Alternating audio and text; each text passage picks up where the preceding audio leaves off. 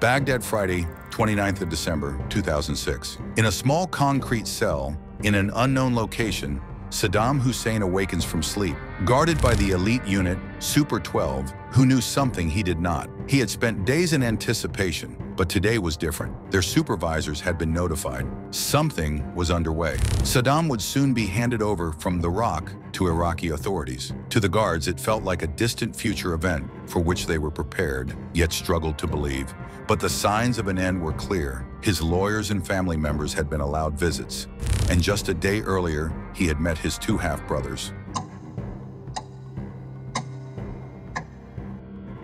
After waking, Saddam paced his cell like an old man burdened by time, complaining of back pain. For nearly 3 years, U.S. soldiers had guarded him, spoken to him, even laughed with him. Now, within hours, his life would end. The once feared dictator, whose name symbolized terror, war, and brutality, from the 1982 Dujil massacre to the 1988 Halabja chemical attacks, his bloody legacy etched in history. A few were shown on Iraqi TV news at the time, but most lay in an archive, never broadcast until today.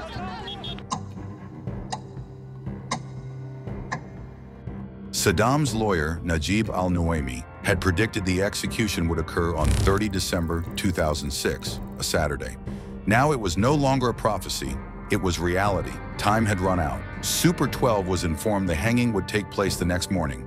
Unaware, Saddam had already eaten his last meal, lobster from Camp Victory's Coalition Cafe. Time had weakened him. He joked, "I've become fat like the Americans." After bidding the soldiers good night, Sergeant Bagley had disabled his radio to block out news.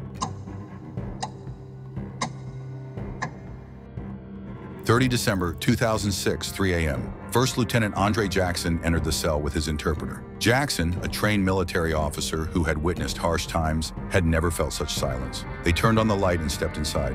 "It's time," they told Saddam. Saddam accepted calmly. "I've faced execution orders before." For the interpreter, it was agonizing. 15 months of rapport had neared friendship.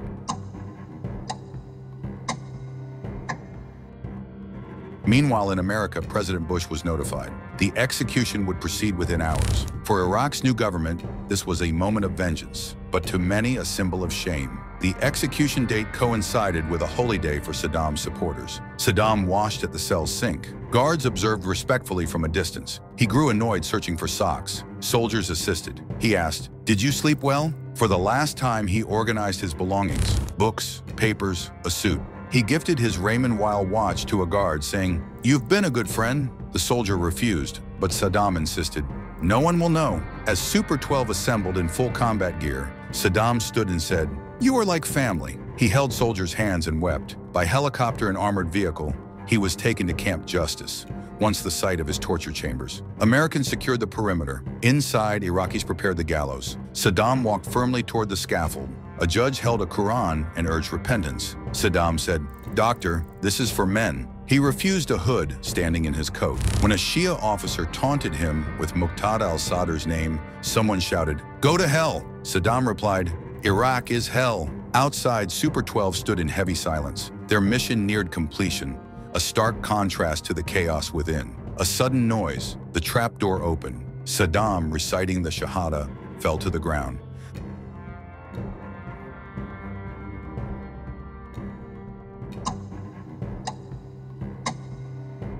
By 6 a.m., doctors confirmed his death, leaving him hanging until then. Gunfire echoed outside, a celebration.